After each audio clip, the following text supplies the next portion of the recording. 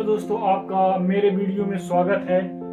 मैंने आज पढ़ा जो अकबर के समय चित्रकला और प्रशासन के बारे में मैंने पढ़ा और नोट्स भी बना लिया और मैं एक बार बोर्ड में भी लिख लिया ताकि मुझे कम से कम ज़्यादा समय तक याद रहे। मैंने पढ़ा, अब मैं सोचा ब्लॉग बनाता ही हूँ तो इसी को भी एक बार मैं बना लूँ ताकि मेरा कंटेंट भी बन जाएगा और एक वीडियो भी तैयार हो जाएगी और मैं पढ़ा भी लूँगा। इससे मेरा कॉन्फिडेंस हाई होगा ताकि मैं बाद में कहीं भी पढ़ा सकूं। तो दोस्तों, मैं जैसे पढ़ा चित्रकला, जैसे चित्रकला की शुरुआत कहाँ से होती है? हुमायूं के समय से। हुमायूं के समय दो चित्रकारी थे, एक मीर सैयद अली और एक अब्दुल समद खान नाम का दो व्यक्ति थे।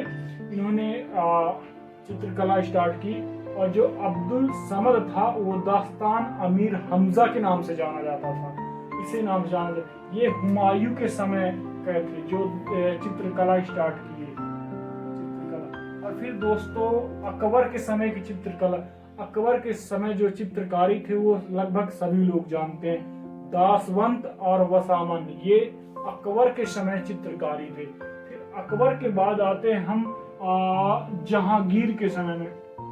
दोस्तों, जहांगीर के समय में ऐसा बहुत सारी चित्रकला तैयार हो गई। कम से कम एक टीम में 50 लोग चित्रकारी थे और उस चित्रकला में सब, चाहे युद्ध स्थल हो, पशु पक्षी हो, चाहे राज दरबार का चित्रण हो, सभी को उसमें दर्शा दिया जाता था।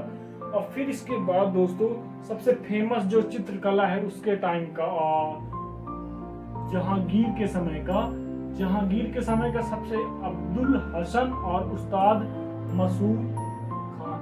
दोस्तों, इसमें से पूछा जाएगा कि कौन सा चित्रकला किसके शासन काल में था, तो ये याद रख लो।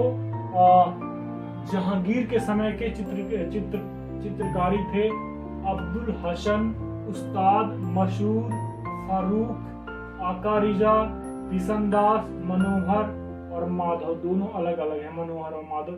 एक दो बार पढ़ेंगे याद हो जाएगा। और ट्रिक है तो अपने से ट्रिक बनाइए कि किसके काल में। देखो, चित्रकला केवल किनके हुमायूं के समय का चित्रकला जान लो कि कौन कौन थे और एक अकबर के। फिर जो बचेगा वो जहांगीर के समय के, है ना। और फिर इसके बाद प्रशासन में देख लेते हैं। मैंने प्रशासन पढ़ा ताकि प्रशासन भी पढ़ लूँ। प्रशासन में ज्यादा चैप्टर नहीं है, करीब 10 की कौन कौन से व्यवस्था थी। जैसे मनसबदार थी और बहुत सारे जो, जैसे जिले को सरकार कह दिया जाता था। और जैसे उनके प्रशासन के लिए फौजदार, अमलगुजार, काजी, कोतवाल, वितिकची, खजानदार, मीर बख्शी, सरखत, दीवानतन, ये थे प्रशासन के समय। सबसे मेन पता है मीर बख्शी था। ये मीर बख्शी ऐसा था कि ये उस समय जैसे जैसे एक सरखत नाम का एक पत्र जारी होता था, वो साइन करता था, तभी उस समय उनको वेतन दे दिया जाता था। जैसे भी इतने रुपए वेतन होती, तो मीर बख्शी उस समय, लेकिन मीर बख्शी मेन वो नहीं था। इमरजेंसी में ये मीर बख्शी काम करता था कि जैसे कुछ काम करना है, वेतन वगैरह। फिर एक आता है जैसे मदद ए माश। ये धार्मिक वालों को, जो धार्मिक व्यक्ति हैं, उनको जमीन दिया जाता था, भूमि दी जाती थी, जिसे सयूर गल कहा जाता है। अगर पूछ देगा पेपर में या किसी प्री में एमपीएससी प्री या यूपी, सयूर गल क्या है, तो एक धार्मिक लोगों को दिया जाता था भूमि दान में। दोस्तों, एक मनसबदारी में क्या होता था कि ये मंगोल शासक थे। वो बहुत ही अच्छे एक पद्धति घुड़सवारों के लिए, सैन्य व्यवस्था के लिए ये मनसबदारी जब अकबर का शासन करते 40 वर्ष हो गया था, उसने भी उनसे यह आइडिया चोरी कर लिया और अपने सेनाओं में लागू कर दिया, सैन्य व्यवस्था कर दिया। मनसबदारी हमेशा ऐसा होता था, जात पद सबसे ऊपर होता था, फिर सवार पद। इसमें कुछ विभाग थे, जैसे थे कि उसमें इतने घोड़े रखेंगे, ऐसा ये सिस्टम था। ये दशमलव प्रणाली के आधार पर ये चलता था। और जो बैरसों की नगरी थी अकबर के समय, एक नगर से दूर शैतानपुरी में बसाया गया था। और फिर क्या होता था, बहुत उस समय अकबर के समय बहुत सारे सिक्के चले, जैसे रुपए, चांदी, जिंदल दाम, ये सब अकबर के समय ही चला। पूरे मुगल समय के, मुगल टाइम में ही चला। तो दोस्तों ऐसे है। अब जैसे देखो, जैसे टोडरमल भूमि नापने की जो पद्धति लागू वगैरह किया था, तो उधर दक्कन में जो था, किसने लागू करवाया था? दक्कन में कैसी पद्धति थी? तो हल की संख्या से, जो साउथ साइड था, तो हल की संख्या से भूमि की नापा जाता था उसकी, है ना।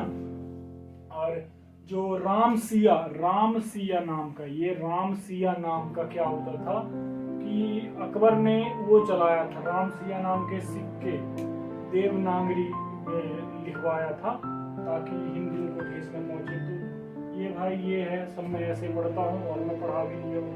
पढ़ाया तो नहीं हूँ, एक प्रकार से मैं ही पढ़ लिया हूँ, ऐसे आप भी कर सकते हो। धन्यवाद दोस्तों। हेलो दोस्तों, ये मेरा रूम है। मैं पढ़ाने के लिए तैयार हो रहा हूँ और ये नीचे बुक रखा है क्योंकि पढ़ाना पड़ता है दोस्तों। और ये स्टिकर लगे हुए हैं कुछ मोस्ट चीज़। और ये देखो दोस्तों, बिस्तर में कैसे बैठ के पढ़ाई करता हूँ। और कुछ नोट्स भी तैयार करना पड़ता है, उनको बीच बीच में लिखते जाता हूँ। और फिर दोस्तों ये देखो पढ़ता है, ये आप देख सकते हैं। और ये कुछ जो मैं पढ़ाई करता हूँ, नोट्स वगैरह इससे मैं लिख दिया हूँ ताकि एक बार देखता रहूँगा तो याद हो जाएंगे। और ये देख सकते हो दोस्तों कैसे। और ये देखो, ये ना दोस्तों, ये अनुच्छेद आर्टिकल है भारत का संविधान, संघ का नाम, राज्य क्षेत्र, ये भाग 1, भाग 2, भाग 3 और भाग 3 में मूल अधिकार हैं। भाग 4 में देख सकते हैं राज्य की नीति के निदेशक तत्व, संघ, मूल कर्तव्य। ये दोस्तों पूरा आर्टिकल ये है 395 अनुच्छेद। कुछ जो मेन संविधान संशोधन हुए हैं वो हैं। और फिर इधर लगे हुए हैं दोस्तों क्या, एक बोर्ड है जो मैं पढ़ते समय प्रैक्टिस करता हूँ। इधर हो गया दोस्तों चार्ट वगैरह, कुछ राजा महाराजा के हैं, उनको लगा लेता हूँ, पढ़ते समय काम दे देता है ये। इसी प्रकार से दोस्तों इधर है, ये मेरा रूम पार्टनर सोया हुआ है। और दोस्तों मेरे वीडियो को आप सब्सक्राइब कीजिए और लाइक कीजिए, ज़्यादा से ज़्यादा लोगों तक दोस्तों फैले और सब्सक्राइब हो। और दोस्तों अच्छा ही है। धन्यवाद दोस्तों।